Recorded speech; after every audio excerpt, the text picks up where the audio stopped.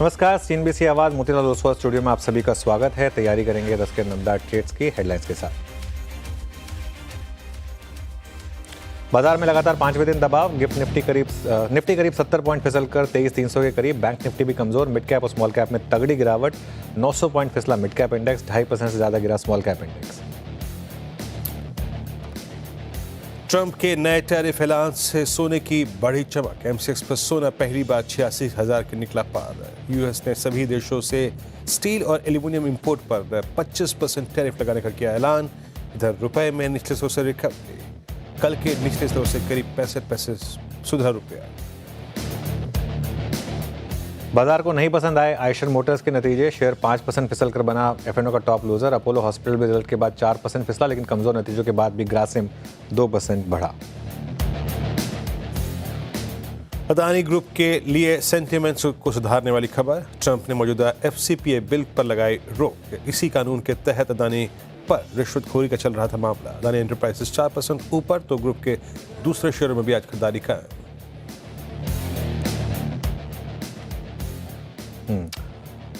और आज के बिग स्टॉक्स नायका और बाटा में एक्शन अच्छे नतीजों के बाद रौनक। उधर शिल्पा राउत जी की बीएससी में बिकवाली की कॉल का भी टारगेट हुआ हिट। क्विक सिंगल्स में 5450 का दिया था लक्ष्य। और सिस्टम में लिक्विडिटी बढ़ाने के लिए आरबीआई का बड़ा एक्शन। 13 फरवरी को होने वाले ओपन मार्केट ऑपरेशंस की रकम 20,000 करोड़ रुपए की बजाय अब 40,000 करोड़ रुपए ओएमओ के तहत सरकारी सिक्योरिटीज खरीदेगा आरबीआई। चलिए फटाफट एक बार मार्केट का रुख करते हैं। निफ्टी थोड़ी सी स्टेबिलिटी दिखा रहा है अब लोअर लेवल पे। मैं बहुत जल्दी नहीं बोलना चाहता क्योंकि आजकल कोई भरोसा नहीं है। जैसे कहते हैं हम चैलेंज नहीं कर रहे हैं कि और कितना गिरेगा मार्केट। 23,286 पर निफ्टी और बैंक निफ्टी करीब 300 पॉइंट नीचे। मिड कैप इंडेक्स 550 पॉइंट नीचे है। और कुछ ही स्टॉक्स हैं जहाँ पर ग्रीनरी है, जैसे Adani Enterprises, Adani Green, Grasim, Adani Total Gas, Nalco, Sun TV. Otherwise weakness काफ़ी है मार्केट में। अगर आप देखें इंडिविजुअल स्टॉक्स में तो आज वीकनेस वाले काउंटर्स काफ़ी ज़्यादा तादाद में आपको दिखाई देंगे। Eicher Motors, Apollo hospitals, Escorts, Kubota, ये सब स्टॉक्स में। सीडीएसएल काफ़ी सेलिंग प्रेशर है। वीरू जी अब सेलिंग प्रेशर है। We are still at day low. Market दिन की लोवेस्ट ट्रैजेक्टरी पे ट्रेड कर रहा है। चलिए अब एक काम करते हैं, बातचीत करते हैं आज के पैनल से। हमारे साथ बातचीत करने के लिए विकास सारू के निर्मल बैंक से और नीलेश जैन सेंट्रल ब्रोकिंग से हैं। आपको नमस्कार, कार्यक्रम में स्वागत है। और विकास, आपके दो trades. Good morning Virendra ji. देखो, दोनों भी मेरे बाय साइड में रहेंगे। ऑलरेडी निफ्टी एक इम्पोर्टेंट सपोर्ट जोन के आसपास आ चुकी है। 23,300 का इम्पोर्टेंट सपोर्ट है। मुझे लगता है थोड़ा सा यहाँ पे पुल बैक रैली देखने मिल सकती है। तो मेरा पहला बाय कॉल रहेगा अडानी पोर्ट। अडानी पोर्ट में हमने देखा है कि लास्ट 3 ट्रेडिंग सेशन में एक रेंज में ट्रेड करते हुए देखने मिल रहा है एक अप ट्रेंड के बाद। तो मुझे लगता है वापस यहाँ से एक अपमूव लेने के लिए रेडी हो चुका है। 1200 के टारगेट के लिए इसको बाय करना है। नीचे में जो इम्पोर्टेंट सपोर्ट देखने मिलेगा 1130 के आसपास का है। तो 1130 के स्टॉप लॉस से अडानी फोर्ट को यहाँ पे बाय करना है 1200 के टारगेट के लिए। दूसरा भी मेरा बाय कॉल रहेगा टेक महिंद्रा। टेक महिंद्रा में एक डाउनवर्ड ट्रेंड लाइन का एक ब्रेकआउट, फ्रेश ब्रेकआउट देखने मिल रहा है 1700 के ऊपर का। तो मुझे लगता है यहाँ से एक अपमूव देखने मिल सकता है। लास्ट कुछ दिनों में जिस हिसाब से इसमें ट्रेडिंग चल रहा था उसमें एक रेजिस्टेंस फेस होते हुए देखने मिल रहा था, वो क्लियर हो चुका है 1700 का। तो ऊपर में जो रेंज आ रही है वो 1740 का यहाँ पे टारगेट लेके चलना है। नीचे में जो इम्पोर्टेंट सपोर्ट देखने मिलेगा 1680 का है। तो 1680 के स्टॉप लॉस से टेक में को यहाँ पे बाय करना है 1740 के टारगेट। चलिए एक काम करते हैं, थोड़ा आगे बढ़ते हैं। दूसरी कॉल्स पर आते हैं कुछ देर में, लेकिन एस्कॉर्ट्स की मैनेजमेंट हमारे साथ है। तीसरी तिमाही में कंपनी की आय और मुनाफे में 8.5% का उछाल आया। हालांकि मार्जिन में थोड़ी नरमी देखने को मिली है। हमारे साथ फ्यूचर आउटलुक पर बात करने के लिए कंपनी के होल टाइम डायरेक्टर और सीएफओ भरत मदान जुड़े हैं। Bharat ji, good morning. Thank you so much आज हमारे साथ जुड़ने के लिए। कल या परसों एमएनएम की कॉन कॉल में भी उन्होंने इंडस्ट्री मतलब काफ़ी शानदार ग्रोथ के आउटलुक दिए थे ट्रैक्टर इंडस्ट्री को लेकर। आपसे भी मेरा सवाल यही होगा कि आपका आउटलुक क्या होगा, स्पेशली उस बजट के बाद जहां पर थोड़ा सा एक स्टिमुलस की बात हुई है। और आपकी ग्रोथ कैसी होगी? क्या आप इंडस्ट्री के हिसाब से ही ग्रो करेंगे या इंडस्ट्री से थोड़ा स्लो या थोड़ा फास्ट ग्रो करेंगे? देखिए, इंडस्ट्री जैसे आपने देखा पिछले इस साल के अंदर में पहला फर्स्ट हाफ जो था वो फ्लैट ही था इंडस्ट्री का। उससे पहले 4 क्वार्टर में इंडस्ट्री डीग्रो की थी। तो एसेंशली कोई पहले साउथ वेस्टर्न मार्केट जो थी, जो टोटली रेन डिपेंडेंट इरिगेशन के लिए, वहाँ पे थोड़ा प्रेशर था मार्केट में और वहाँ पे डीग्रोथ हो रही थी। तो आई थिंक लास्ट मानसून के बाद में जब वाटर रिजर्वायर लेवल्स काफ़ी अच्छे हैं, तो अभी हमने सितंबर से देखा है कि ग्रोथ आनी शुरू हो गई है और लास्ट क्वार्टर में इंडस्ट्री ऑलमोस्ट 13% ग्रोथ की, जिसमें मेजर ग्रोथ जो आई थी वो साउथ और वेस्टर्न मार्केट में ही आई है। तो नॉर्दर्न सेंट्रल इंडिया जो कि हमारी स्ट्रॉन्ग मार्केट्स हैं, वहाँ पे इतनी अच्छी ग्रोथ नहीं थी, जिसकी वजह से हमारा थोड़ा परफॉर्मेंस जो है कंपेयर टू इंडस्ट्री अच्छा नहीं रहा। लेकिन अभी as we move to the rabi season, तो अभी जो सीजन है हार्वेस्टिंग का जो आएगा, उसमें अभी हमारी रबी सोइंग भी काफ़ी रिकॉर्ड हुई है और हमें उम्मीद है कि अभी हार्वेस्टिंग सीजन काफ़ी अच्छा जाएगा और ये सीजन टिपिकली नॉर्दर्न और सेंट्रल इंडियन मार्केट के लिए ही फेवरेबल है, जिसमें हमारी काफ़ी स्ट्रॉन्ग फुटहोल्ड है। तो अभी हमें उम्मीद है कि आगे जाके जो इंडस्ट्री है कंटिन्यू रहेगी। आई थिंक इस क्वार्टर में भी एक्सपेक्टेड है 14-15% की ग्रोथ दिखाएगी और हमारा जो मार्केट शेयर है इस वाले क्वार्टर में और अगले क्वार्टर में जो नॉर्दर्न पॉकेट्स के स्पेसिफिक है, वहाँ पे हमारा परफॉर्मेंस अच्छा रहेगा और जितना हमारा वरना थोड़ा बहुत ड्रॉप हुआ है मार्केट शेयर का, वो हम गेन कर पाएंगे अगेन। यही सवाल था आपसे कि जो आपने M&M के हाथों मार्केट शेयर गंवाया है, उसको आप रीगेन कैसे करेंगे अब? ये नहीं कि M&M के हाथ गवाया है, बस M&M ने ओवरऑल गेन किया है। There are many players in the industry, M&M is not the only player. हाँ, ये जरूर है क्योंकि उनका जो स्ट्रॉन्ग फुटहोल्ड है साउथ वेस्टर्न मार्केट में, जहाँ पे उनकी परफॉर्मेंस अच्छी रही है, जिसकी वजह से उनका मार्केट शेयर अभी ग्रो हुआ है। और हमने कुछ चैनल की इन्वेंट्री भी करेक्शन की है अभी, जो ऑब्वियसली होलसेल नंबर्स के बेस पे मार्केट शेयर डिस्कस होते हैं, तो रिटेल के नंबर्स में थोड़ा डिफरेंस होगा, बिकॉज हमारा लास्ट क्वार्टर में रिटेल काफ़ी अच्छा ग्रोथ था, बट हमें चैनल ने थोड़ी इन्वेंट्री क्रिएट की थी एंड आई थिंक काफ़ी लो इन्वेंट्री लेवल पे है इस टाइम चैनल की, तो हमें लगता नहीं कि आगे जाके हमें कोई दिक्कत होगी। तो आगे उम्मीद है कि इंडस्ट्री भी अच्छा परफॉर्म करेगी, हम भी in line with industry perform करेंगे। ओके, प्रधान साहब, भाई आपने जो अभी कहा कि मार्जिन्स की यहाँ से एक्सपेंशन की उम्मीद है आपको, आई मीन थोड़ा सा इस पर फोकस करते हैं। अभी ट्रैक्टर सेगमेंट में कॉस्ट कंपोनेंट्स को देखते हुए और मार्जिन्स को सबको देखते हुए अभी रिसेंट टाइम में आपकी कोई प्राइस हाइक की योजना है क्या? देखिए, लास्ट प्राइस इंक्रीज हमने अप्रैल 24 में किया था, उसके बाद से इस साल जो ओवरऑल देखा जाए तो कमोडिटी प्राइस जो है सॉफ्ट ही रहेंगे, तो कभी कभी कोई ऐसा कोई रीजन नहीं था प्राइस इंक्रीज का और कम इंडस्ट्री ने भी ऐसा कोई सिग्निफिकेंट प्राइस इंक्रीज नहीं लिया है। बॉर्निंग 1 और 2 प्लेयर्स जो मार्जिनल प्लेयर्स हैं, उन्होंने थोड़ा इंक्रीज लिया है। हमने कुबोटा के ब्रांड के जो प्रोडक्ट्स हैं उस पर हमने प्राइस इंक्रीज लिया है अभी फ्रॉम 1 फरवरी। लेकिन बाकी जो स्कॉट्स के मेन प्रोडक्ट्स हैं ट्रैक्टर्स पे, जो बाकी ब्रांडेड है, वहाँ पे भी हमने प्राइस इंक्रीज नहीं लिया है। हाँ, हम अप्रैल में अगेन रिव्यू करेंगे फर्स्ट क्वार्टर में, अगर थोड़ा इन्फ्लेशन का हमें लगता है प्रेशर आगे साल में आ सकता है तो हम मे बी एक कॉल ले सकते हैं। Okay, in might be April possible है call regarding price, but sir थोड़ा डिमांड पे बात करते हैं। अब आपको आगे का जो डिमांड एनवायरनमेंट है वो कैसा लग रहा है, और एक और चीज़, इस वक्त डीलर्स के पास इन्वेंट्री कैसी है सर? तो हमने जैसे बताया कि हमने पिछले 2 महीने में काफ़ी इन्वेंट्री करेक्शन की है, इवन तो इंडस्ट्री में करेक्शन नहीं हुई है, लेकिन हमने अपनी इन्वेंट्रीज काफ़ी करेक्शन की थी। तो अभी आज के डेट में हमारी रफली 4 वीक्स का इन्वेंट्री लेवल है डीलर के पास में, जो आई थिंक लोएस्ट लेवल है आई थिंक पिछले 1.5-2 साल के अंदर में। इसलिए आगे जाके हमें लगता है कि हमारा जो होलसेल का परफॉर्मेंस है ठीक रहेगा कंपेयर टू इंडस्ट्री। बाकी ग्रोथ की जहाँ तक बात करें तो अभी इस क्वार्टर में अच्छी ग्रोथ दिखा रही है इंडस्ट्री, हमें लगता है कंटिन्यू रहेगी। नेक्स्ट क्वार्टर भी रबी सीजन है, पोस्ट हार्वेस्ट आई थिंक अच्छी ग्रोथ रहनी चाहिए जून तक। जुलाई के बाद डिपेंड करेगा नेक्स्ट ईयर पे मानसून की कैसी पोजीशन रहती है। आई थिंक उस टाइम में भी will be in a better position कि उस टाइम गाइडेंस दे पाएँ कि पूरा साल कैसा रहेगा। पर अभी लगता है पॉजिटिव ही होगा अगला साल हमारा, इंडस्ट्री में भी नया रिकॉर्ड टच करेगी नेक्स्ट ईयर में। ऑल राइट भरत जी, बहुत बहुत शुक्रिया आज हमारे साथ जुड़ने के लिए और इन सब टॉपिक्स पे बात करने के लिए। चलिए अब आगे बढ़ते हैं और अब हमारे साथ अच्छा नीलेश जी के ट्रेड्स बाकी। नीलेश जी गुड मॉर्निंग, आपकी ट्रेड्स? वेरी गुड मॉर्निंग जी अनुज जी, गुड मॉर्निंग एवरीवन। बिल्कुल देखिए, बैलेंस अप्रोच है यहाँ पर। एक खरीदारी और एक बिकवाली वाला ट्रेड है। सबसे पहले खरीदारी वाला ट्रेड रडार पर है, वो है ग्रासिम। इतने वीक मार्केट में एक आउट परफॉर्मेंस यहाँ देखने को मिल रहा है। स्टॉक में काफी अच्छा ब्रेकआउट आता हुआ नजर आ रहा है। तो ग्रासिम में हम यहाँ पे एक फॉलोअप मूव एक्सपेक्ट करके चल रहे हैं। 2555 और 2575 2575 तक की अपसाइड यहाँ देखने को मिल सकती है। 2485 का स्टॉप लॉस रखना होगा 2485 का, और ग्रासिम में लॉन्ग पोजीशन बना के चल सकते हैं। उसके अलावा जहाँ पे वीकनेस देखने को मिल रही है वो है गोदरेज प्रॉपर्टीज। सारे ही रियल एस्टेट स्टॉक्स में काफी अच्छा खासा दबाव हम पिछले कुछ एक दिनों से देख रहे हैं और एक स्ट्रक्चर वीक यहाँ पे गोदरेज प्रॉपर्टीज का है। यहाँ पे बिकवाली वाला ट्रेड होगा। गोदरेज प्रॉपर्टीज के फ्यूचर को शॉर्ट करने की सलाह होगी। 2115 का स्टॉप लॉस होगा एंड निचले स्तर पर 2050 और 2010 तक की डाउनसाइड यहाँ पे देखने को मिल सकती है। ओके चलिए अब आगे बढ़ते हैं। नीलेश शुक्रिया इन ट्रेड्स के लिए। हमारे साथ अब MK इन्वेस्टमेंट मैनेजर्स के CIO मनीष सोनथालिया जुड़े हैं। Manish ji good morning.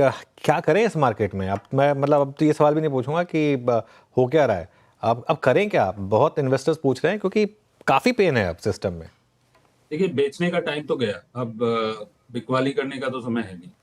और बेसिकली मेरे हिसाब से लास्ट 5% का डाउनसाइड देखने को मिल सकता है 22,000 के आसपास। मेरे हिसाब से तो काफी बाइंग होनी चाहिए। और मोटा मोटी जो आशा थी कि रुपया कमजोर होगा और 88 और 90 के बीच में, तो अब हमें 88 का भी लेवल देखने को मिल गया। तो मेरे हिसाब से तो लास्ट 5% है, यहाँ पर हिम्मत बना के नेक्स्ट 2-3 साल के पॉइंट ऑफ व्यू से लेना है। और बेसिकली यही है कि निफ्टी की जो अर्निंग्स ग्रोथ है 10-12% होगी। और अगर आप मिड कैप स्मॉल कैप भी लेते हैं तो जो निफ्टी की अर्निंग्स ग्रोथ है उससे ज़्यादा ग्रोथ और निफ्टी की जो पी है उसके आसपास का वैल्यूएशन अगर आप रखें तो मिड एंड स्मॉल कैप में भी लेने में कोई मैंने खराबी नहीं है। और अभी हम जो देख रहे हैं वो basically last bit of capitulation देख रहे हैं कि जो भाव बिके बेच दो। और एक हताशा जैसी सिचुएशन बनी हुई है बाजार में। तो मेरे हिसाब से पास्ट में भी हमने देखा है जब जब ऐसा मौका आता है और when everybody is a seller और फंडामेंटल मोर और लेस प्राइस इन हो गए तो उस समय लेने में ही फायदा रहता है medium term point. Manish ji, problem क्या है कि हिम्मत और पैसे दोनों जवाब दे रहे हैं इस समय लोगों के, तो इसके लिए खैर एनीवे अब एज अ पोर्टफोलियो इन्वेस्टर क्या खरीदना है और क्या इन लेवल पे भी नहीं खरीदना है? देखिए बजट में कंजम्पशन को तो बहुत बड़ा एक लेग अप मिला है। 1 लाख करोड़ की सेविंग हुई है टैक्सेस में। तो अगर आप ये मान के चलें कि 1 लाख करोड़ में 20% आदमी बचा के रख लेगा, सेव कर लेगा और 80,000 करोड़ उसमें से स्पेंड कर देगा, तो उसमें मल्टीप्लायर बेसिकली 5 का क्रिएट होता है। वो बेसिकली एक फॉर्मूला है marginal propensity to consume 1 divided by 1 minus MPC. तो अगर हम 1 डिवाइडेड बाय 1 माइनस 0.8 करें तो उसका मल्टीप्लायर 5 होता है। तो 1 लाख करोड़ की अगर कॉर्पोरेट टैक्स के इनकम टैक्स की सेविंग हुई है हाउस होल्ड में तो 5 लाख करोड़ का कंजम्पशन होगा। अगर 25% सेविंग होती है तो 4 लाख करोड़, अगर 30% सेविंग होती है तो 3.5 लाख करोड़, 3,33,000 करोड़ की से वो। तो कंजम्पशन एक बहुत बड़ा सेक्टर है जो उभर के आएगा medium term point of view से। और ये एक सेक्टर है जो लाइमलाइट में भी नहीं था लास्ट 1-1.5 सालों में। और बिटवीन कंज्यूमर डिस्क्रेशनरी और कंज्यूमर स्टेपल्स, क्योंकि जीएसटी में कट नहीं हुई, इनकम टैक्स में कट हुई है और बेसिकली 7.5 करोड़ जनता जो टैक्स भरती है उसमें से 6 करोड़ जनता तो 12 लाख के नीचे का टैक्स भरती है। तो बेसिकली ये 6 करोड़ जो टैक्स पेयर इनको ही बेनिफिट हो। तो डिस्क्रेशनरी में ही बेनिफिट होगा।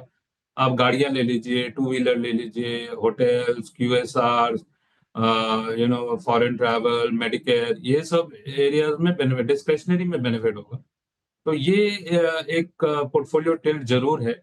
और जहाँ भी हाई बीटा है और बजट में हमने ये भी देखा कि गवर्नमेंट की जो क्षमता है 10 लाख करोड़ से ज्यादा स्पेंड करने की इंफ्रास्ट्रक्चर पर, वो थोड़ी लिमिटेड है, क्योंकि 11.11 लाख करोड़ का जो स्पेंड है वो विटल डाउन होकर 10 लाख करोड़ हो गया। तो मोटा मोटा जो है कि प्रोजेक्ट्स जो है हाथ में वो 10 लाख करोड़ के आसपास ही रहेंगे। तो अभी जो हम नेक्स्ट 5 साल 7 साल बाजार जो कैपिटल गुड्स, इंफ्रास्ट्रक्चर वगैरह, डिफेंस, रेलवे, ये सब में प्राइस इन कर रखा था, यहाँ पर करेक्शन देखने को मिलेगा। तो ये सब सेक्टर्स में अंडरवेट होनी चाहिए। और पावर रिन्यूएबल्स, चूंकि रिजीम चेंज है यूएस में, आर्बिट्राज बहुत बड़ा है चाइना और इंडिया में, इवैक्यूएशन वगैरह की इंफ्रास्ट्रक्चर अभी पूरी तरह रेडी नहीं है, तो ये भी एक सेक्टर है जो डाउन बीट रहेगा। तो बैंक्स, इंश्योरेंस, कंजम्पशन, आपकी कैपिटल मार्केट रिलेटेड एंटिटीज, ये सब करेक्शन में लेनी चाहिए। एक्सपोर्ट, आईटी, फर्म, बस यही, इस पर ही फोकस करने से मेरे हिसाब से और परफॉर्मेंस आना चाहिए। जी मनीष जी नमस्कार, वीरेंद्र बोल रहा हूँ। आप कुछ देर के लिए ना हमें अर्थशास्त्री क्लास में ले गए थे, marginal propensity to consume, MPC. मेरे को याद आता है नेशनल इनकम अकाउंटिंग में 12वीं में पढ़ा करते थे, है ना? गजब था वो टॉपिक। अच्छा, अभी एक चीज़ और मैं आपसे पूछना चाहूँगा। आई मीन एक दो पॉकेट्स और जिसका भी आपने जिक्र नहीं किया, ये एनबीएफसीज में किस पर फोकस करें इस वक्त? ये वक्त किस पर फोकस करने का है? क्या आपका झुकाव थोड़ा जो एचएफसीज हैं जिनमें price damage more than severe हुआ है, या फिर गोल्ड फाइनेंस कंपनियां, वहाँ पे फोकस करें? क्योंकि अल्टीमेटली जो लिक्विडिटी का अरेंजमेंट आरबीआई ने करा है, जो liquidity flow in fact finally for banks and for ultimately NBFCs के लिए अच्छा होता है। एनबीएफसीज में आपका झुकाव किस तरफ है? एक तो कंज्यूमर फाइनेंस कंपनीज की तरफ झुकाव बेटर रहेगा क्योंकि एक कंजम्पशन पर इम्पेटस है। दूसरा हाउसिंग फाइनेंस कंपनीज पर रहेगा क्योंकि बजट में एक और हाउस पर रेंटल इनकम नहीं कैलकुलेट होगी, 2 हाउसेज अलाउड है, प्लस वैल्यूएशन भी करेक्शन हुए है। और एक अगर हाथ में अगर कंजम्पशन के पैसा आता है तो सेविंग्स होती है, तो उसमें एक जो affordable mid income housing segment है उनको भी बेनिफिट मिलेगा।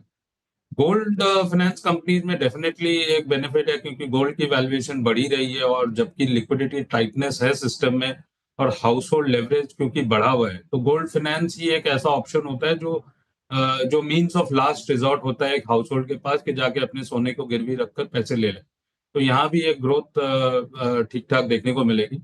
और क्योंकि लिक्विडिटी मेजर्स आरबीआई की मॉनेटरी पॉलिसी में हमें देखने नहीं मिला, बेसिकली सीआरआर कट अगर होता तो और भी अच्छा होता, क्योंकि लिक्विडिटी बहुत ही टाइट है, डेफिसिट है सिस्टम में और बहुत कुछ होने की जरूरत है। जबकि नॉर्मल सी लिक्विडिटी की हो जाए, ओएमओ बढ़ाया गया है 40,000 crore, which is a step in the right direction. और भी ओएमएस की जरूरत है क्योंकि 3 लाख करोड़ का मोटा मोटा डेफिसिट है 14 दिन पहले। तो ये सब बेसिकली कंड्यूसिव है आपके बोथ बैंकिंग एंड एनबीएफसी के पॉइंट ऑफ व्यू से। ओके, अच्छा अब आते हैं एक दो पॉकेट्स पे और मनीष जी, जिनको आप कमोडिटीज़ के अंदर प्लेस करते हैं। केमिकल्स में मैं आऊँगा एक दो कमोडिटीज़ पे, और केमिकल्स पे आपका टेक क्या है? इस बार के कुछ नंबर्स अच्छे थे, स्ट्रॉन्ग थे, बाजार ने रिएक्शन में बहुत स्ट्रॉन्ग दिया, बट बाजार के गिरावट के साथ वो भी थोड़ा कोलैप्स हो रहा है। बट केमिकल्स पे आपका टेक इस वक्त? ऐसा लगता है कि basically chemical sector speciality chemical sector more और लेस बॉटम आउट हो रहा है, क्योंकि फ्लोरोकेमिकल्स की पॉइंट ऑफ व्यू से अगर देखें, जो भी कमेंट्री Q3 की नंबर्स पर आई है, जो लीडिंग कंपनीज है, ऐसा मानना है कि मोर और लेस ये बॉटम आउट हो रहे हैं। और जो आउटलुक फॉर नेक्स्ट 1 ईयर जो मिला है मैनेजमेंट के पॉइंट ऑफ व्यू से, वो काफी स्ट्रांग है। प्लस जो अदर स्पेशलिटी कंपनीज है वहां पर चाइना से भी हम कम्पीट कर रहे हैं, और बेसिकली जो डिमांड इन द सिस्टम है चाइना +1 के कारण इंडियन प्लेयर्स को बेनिफिट होगा। सो चूंकि ये सेक्टर लास्ट 1.5-2 साल से बिल्कुल ही एकदम ठंडा पड़ा है, और अभी जो दिखाई देता है कि मुझे ऐसा लगता है कि speciality chemicals, pick and choose certain sector, specially fluorochemicals वगैरह में एक growth impetus basically earnings point of view से हमें देखने को मिलेगी। बिल्कुल। सबसे ज़्यादा जो प्रेशर मार्केट में पिछले फॉल में देखने को मिला था, वो एफआई डोमिनेटेड लार्जर बैंक्स में था, प्राइवेट बैंक्स में। लेकिन यहाँ पर कुछ स्टॉक्स हैं जैसे कोटक, आईसीआईसीआई, जहाँ कुछ साइन दिखे हैं कि यहाँ पर थोड़ी बाइंग शुरू हुई है क्या, और वैल्यूएशन भी इनमें से कुछ स्टॉक्स में कंफर्टिंग है। यहाँ पर क्या आप अपने पोर्टफोलियो में टॉपअप करने की सोच रहे हैं क्या? तो बैंक्स में तो आईसीआईसीआई बैंक का basically the best earnings growth जो हमें देखने को मिला है, 15% टाइप का अर्निंग्स ग्रोथ, वो करंट एनवायरनमेंट में तो बहुत अच्छा ही अर्निंग्स जो प्रोजेक्शन किया गया है वो बहुत ही अच्छा माना जाएगा। सो और वैल्यूएशंस काफी करेक्ट हो चुके हैं। So banks by and large bank जो कि बेसिकली जो रिटेल स्ट्रेस है सिस्टम में, उनको बेटर हैंडल कर सकेंगे as opposed to tier 2 bank. ये तो मानी हुई बात है। और चूंकि वैल्यूएशन करेक्ट हो गए हैं, ये बेसिकली एक वैल्यू प्ले है, डीप वैल्यू प्ले है। ग्रोथ मेरे हिसाब से 10 से 12% ही होगी FY26 के पॉइंट ऑफ व्यू से, अर्निंग्स पॉइंट ऑफ व्यू से। बट वैल्यूएशन भी वन टाइम पैग ही है in terms of P multiple. और अगर आप प्राइस टू बुक की बात करें तो 2.5 टाइम्स मोर और लेस लास्ट 3-5 ईयर्स के बॉटम वैल्यूएशन पर ही है। और अगर रेपो रेट कट होता है, और बेसिकली ये देखने वाली बात है कि निम्स पर कितना कैसे हैंडल कर सकेंगे इंडिविजुअल बैंक, क्योंकि लेंडिंग रेट पहले रीसेट होंगे, डिपॉजिट रेट्स बाद में रीसेट होंगे। तो निम्स पर डेफिनेटली एक नेगेटिव रेपोकशंस है आपके बैंक्स के पॉइंट ऑफ व्यू से। बट वैल्यूएशंस काफी कंफर्टेबल है, इसीलिए बैंक्स एक फेवर्ड प्ले है। एफआईएस की जो सेलिंग होनी थी वो कर ही रहे हैं, उनकी बिकवाली तो कुछ रुक नहीं रही है। बट मेरे हिसाब से कहीं ना कहीं वैल्यूएशन तो काम आएगा। और बैंक्स एट द मोमेंट एक डीप वैल्यू कॉन्ट्रा प्ले के जो बेचता है ये भाव में भी ठीक है, बेचने दीजिए, कोई फर्क नहीं पड़ता। बट स्ट्रेंथ काफी है और वैल्यूएशन कंफर्ट काफी है। ऑलराइट मनीष जी, बहुत बहुत शुक्रिया आज हमारे साथ जुड़ने के लिए और इन सब टॉपिक्स पर बात करने के लिए। चलिए अब बात करते हैं कुंभ से लौट कर आए केडियानॉमिक्स के फाउंडर सुशील केडिया से और जानते हैं कि जो डुबकी उन्होंने ली उससे क्या थोड़ा मार्केट का भी उद्धार होगा। Sushil ji good morning. Good morning. बताइए क्या लग रहा है मार्केट का मूड माहौल, क्योंकि ये तो जो भी काउंटर ट्रेंड रैली आती है वो उससे मतलब जितनी देर में आती है उतनी देर में स्वाहा हो जाती है। ये वाली रैली फिर स्वाहा होने के साइंस दिखा रही है। देखिए, आपकी बातों से मैं बातों को पकड़ रहा हूं। मंदी अब लोगों के मन में है। 1000 पॉइंट की निफ्टी में अप मूव आई और 500 पॉइंट निफ्टी ऊपर से गिरा है। पर आपकी अपनी टोन देख लो, आप कितने बाजार के पुराने मंझे हुए व्यक्ति हो और आपके मुंह से भी ऐसे शब्द निकल रहे हैं कि जो रैली आती है वो स्वाहा हो जाती है। मतलब मन मंदा है, बर्दाश्त करने की इच्छा खत्म हो गई है और मतलब सबके मनों का अंत आ गया, मन बिल्कुल थक गए हैं। तो 1000 पॉइंट बढ़ के भी जब 500 का करेक्शन होता है, हमको लगता है सब कुछ स्वाहा हो गया। इंट्रा डे में अगर पीसीआर ने चार्ट ऑलरेडी दिखा दी है, देखिए निफ्टी 50 की चार्ट है 1 मिनट, जिसको मैं माइक्रोस्कोपिक व्यू बोलता हूं। मैं बिल्कुल किसी भी टाइम आपसे बात करते करते अचानक यहां से लॉन्ग ट्रेड्स को दबोचने का पैटर्न है। जैसे ये लेवल के ऊपर जाएगा 23,340 के ऊपर गया, दिन का जो लो है उसको स्टॉप लॉस लगा के हम बैंक निफ्टी के अंदर में लॉन्ग ट्रेड ग्रैब करेंगे और जैसे ये फिर ऊपर की इस लकीर को क्रॉस करेगा 23,430 को, वहां हम सौदा डबल करेंगे। सारी की सारी पोजीशन अभी नहीं लेनी है। और बैंक निफ्टी पे अगर आते हैं, आप शॉर्ट टर्म ट्रेडिंग करते हैं तो आप देखो बैंक निफ्टी के अंदर में ऑलरेडी वो बाई ग्रैब आ चुका है। आज का जो लो है आप उससे 20-30 पॉइंट नीचे का स्टॉप लॉस बनाइए। 49,746 है ना, 49,700 को स्टॉप लॉस बना के आप इसमें लॉन्ग को दबोचो और जब भी ये 49,940 के ऊपर निकल लेगा, वहां लॉन्ग्स को डबल करना है। अगला पड़ाव यहां से पहले 1000 पॉइंट ऊपर है बैंक निफ्टी में और अंतोगत्वा हमें लगता है 54,000, 56,000 और 60,000 वो ओवर ए पीरियड आएगा। पर आज जैसे जो हताशा स्क्रीन पे है ना, जो राकेश भैया बोलते थे बॉक्सिंग का मैच चालू है, जिसके मन में आया जिसको भी उठा के ठोक रहा है। तो मतलब अच्छी खबर आ गई, केजरीवाल हार गया, बीजेपी जीत गई, बाजार नीचे। टैक्स कट आ गया, बाजार नीचे। रेट कट आ गया, बाजार नीचे। और बिना किसी वजह के पहले 1000 पॉइंट घटे। तो मतलब ये सब सेंटीमेंट पे चल रहा है इस वक्त बाजार और सेंटीमेंट का मुझे एक्सट्रीम दिखता है। वेरी शॉर्ट रन में आई एम कॉलिंग बॉटम। अंततोगत्वा और एक और शब्द आपने एक ही लाइन में यूज़ कर दिए, काफ़ी इंटरेस्टिंग था। अच्छा एक बात बताइए, यहाँ पर एक स्टॉक स्पेसिफिक का कहाँ पर आपको सबसे ज़्यादा इंटरेस्टिंग चार्ट्स दिख रहे हैं? कुछ है क्या चार्ट्स जहाँ पर आपको लग रहा है कि बस यहीं पे इनको दबोच लिया जाए? अनुज जी, मेरी एक गुजारिश है, जब बाजार में चारों तरफ इस तरह का आक्रमण सा मचा हुआ है ना, हाय तौबा मची हुई है, स्टॉक स्पेसिफिक जाने के पहले एक बहुत बड़ी कैटेगरी को देखते हैं जो भी बाजार में एक नया नैरेटिव चल रहा है। लास्ट बीते 2-3 दिनों से बहुत कोलाहल मचा हुआ है कि स्मॉल कैप्स अंडर परफॉर्म करेंगे। तो मेरी पीसीआर से अनुरोध है, इसे एक चार्ट को दिखाएं जिसे हम इंटरनली कहते हैं flight to adventure index. PCR से अनुरोध है, कृपया इस चार्ट को दिखाएं, बहुत महत्वपूर्ण चार्ट है आज के परिप्रेक्ष्य में। ये देखिए, जो ये फ्लाइट टू एडवेंचर इंडेक्स का कंस्ट्रक्शन हमने कैसे किया, बड़ी सिंपल है इसकी construction. Small cap 250-100 BSE small cap 250-100 index को डिवाइड बाय बीएसई सेंसेक्स किया। आप निफ्टी 250 स्मॉल कैप इंडेक्स को डिवाइड बाय निफ्टी भी कर लोगे, करीब करीब सिमिलर चार्ट होगी। 2020 की कैलामिटस सिचुएशन में 25 मार्च को जब लॉकडाउन शुरू हो रहा था, थाली बजवाई थी मोदी जी ने, इनडायरेक्ट लॉकडाउन शुरू हुआ था, उस दिन इस इंडेक्स का लोएस्ट पॉइंट बना था। नेचुरल है ना, जो स्मॉलर स्टॉक्स में लिक्विडिटी कम होती है तो बढ़ते बाजार में ज्यादा बढ़ते हैं और घटते बाजार में ज्यादा घटते हैं। तो एडवेंचर जो बाजार का है, रिस्क है तो इश्क है, जो लाइन बड़ी इमॉर्टल सी हो गई, उसका मेजरमेंट अगर कोई है तो मुझे लगता है वो इस इंडेक्स है। वो एडवांस डिक्लाइन के इंडिकेटर्स यूजलेस हो चुके हैं, बहुत ज्यादा लोग चार्ट देखने लगे हैं। तो एक लेग आया, पहला लेग आया विस्मय का, जो 21 जून 2021 को टॉप आउट हुई और वो आश्चर्य के भीतर भीतर वो बाजार बढ़ गया कि लॉकडाउन के अंदर इतनी तेजी आ गई। उसके बाद जब लोग कन्विंस हुए, बाजार साइडवेज चला गया। और उसके बाद ये तीसरा फेज आया इसका, जहां खूब दबा के सबने पैसे कमाए 2024 की फरवरी तक। और उसके बाद ये जो हाईएस्ट पॉइंट आया वो हमारे हिसाब से इरेगुलर बी वेव है। अब यहाँ पे एक फाइनल बॉटम बन रहा है इस पैनिक में और इसको हम आज अगले मंगलवार तक आपको कंफर्म करेंगे।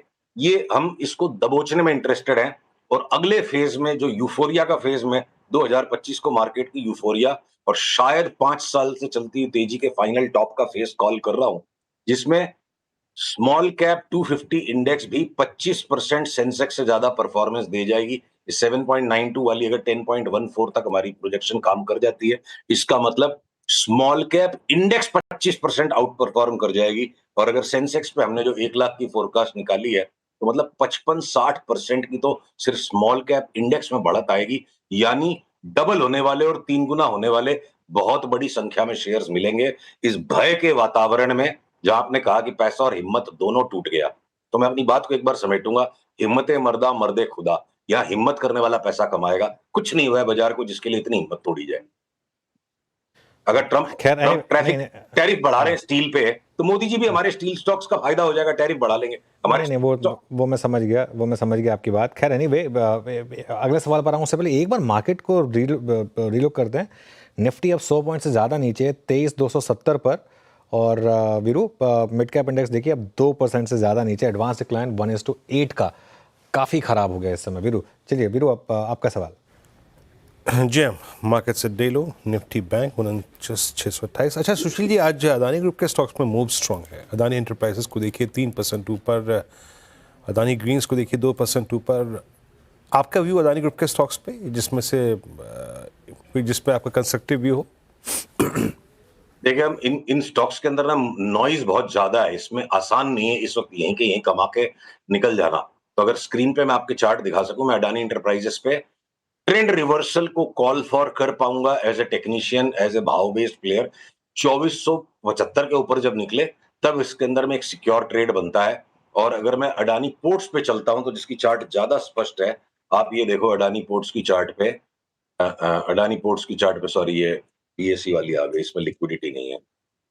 रुकिए, अडानी पोर्ट स्पेशल फ्यूचर्स, हाँ ये देखो अडानी पोर्ट्स के अंदर में जब ये 1182 के ऊपर निकल लेगा तो हम इसको 1800 तक की तेजी के लिए खेलेंगे। तो हो सकता है वो ट्रिगर 1-2 दिन में आ जाए, जब आएगा तब हम उस पर दांव लगाएंगे। अभी फिलहाल प्रीएम्प्टिव बात नहीं करेंगे, बहुत करीब है हम उस ब्रेकआउट पॉइंट के। ब्रेकआउट आ जाएंगे तो बड़ी तेजी बन जाएगी। अच्छा सुशील जी, अभी तक हम ऐसे शेयरों की बात कर रहे थे जिनमें काफ़ी प्राइस डैमेज हुआ है, आपने अपना आउटलुक भी पेश कर दिया। कुछ शेयर जो मजबूत रहे हैं अब तक, उन पर आपका टेक क्या है? जैसे कोटक महिंद्रा बैंक, जैसे भारतीय एयरटेल, इन दो पर अपना व्यू दीजिएगा। कोटक महिंद्रा बैंक हमें लगता है फंसने का काम है, रकम लिमिटेड है और ब्रेन 1200 से 1300 ग्राम के बीच में ही है, सबकी ज्यादा वेरिएशन नहीं है, सबकी मेंटल बैंडविड्थ की एक लिमिट है। हमने अपने निवेशकों को ये सलाह दी है कि कोटक महिंद्रा कोई 2040-50 तक चला गया तो चला गया, बाकी इसके पैटर्न बिल्कुल फंसाने वाले, उलझाने वाले लगते हैं। तो हम कोटक महिंद्रा बैंक से कुश्ती नहीं लड़ेंगे। हमें बैंक्स के अंदर में बड़ी तेजी लगती है। पीएसयू बैंक्स में एसबीआई यहाँ से 30% बढ़ जाए तो मेरे को शॉर्ट टर्म ट्रेडिंग में एसबीआई लेना है। कूट पीट करके तबाह कर दिया गया इंडसइंड बैंक, अभी भी यहाँ से 25% बढ़ जाए। बिल्कुल पटक दिया गया है जो एक्सिस बैंक, अगर वो यहाँ से 30% रिबाउंड दे जाए, या मैं bank of Baroda, Punjab national bank और दुनिया भर के बाकी आईओबी, यूओबी, इनमें दांव लगाऊं, या मैं स्मॉल फाइनेंस बैंक्स में लगाऊं। तो मेरे को ICICI bank, HDFC bank, Kotak Mahindra bank, इनको सिर्फ हसरत भरी निगाहों से देखेंगे, पैसे नहीं लगाएंगे इनमें। ये हमारा व्यू है, बाकी लोग हो सकता है हमारे से बेटर जानते हो, वो हो सकता है कोटक में कमा लेंगे, हमको नहीं कमाना कोटक में। ओके चलिए सुशील जी, बहुत बहुत शुक्रिया आज हमारे साथ जुड़ने के लिए, और अगले मंगलवार को फिर आपसे बात करेंगे। मार्केट काफ़ी ख़राब है, निफ्टी 111 पॉइंट नीचे, लेकिन असली दिक्कत फिर से ब्रॉडर मार्केट में। मिड कैप इंडेक्स 1000 पॉइंट नीचे और एडवांस डिक्लाइन 1:8 का। इस शो को समेटेंगे और ब्रेक के बाद कंचन और शेयर लेकर आएंगे ट्रेडर्स हॉटलाइन।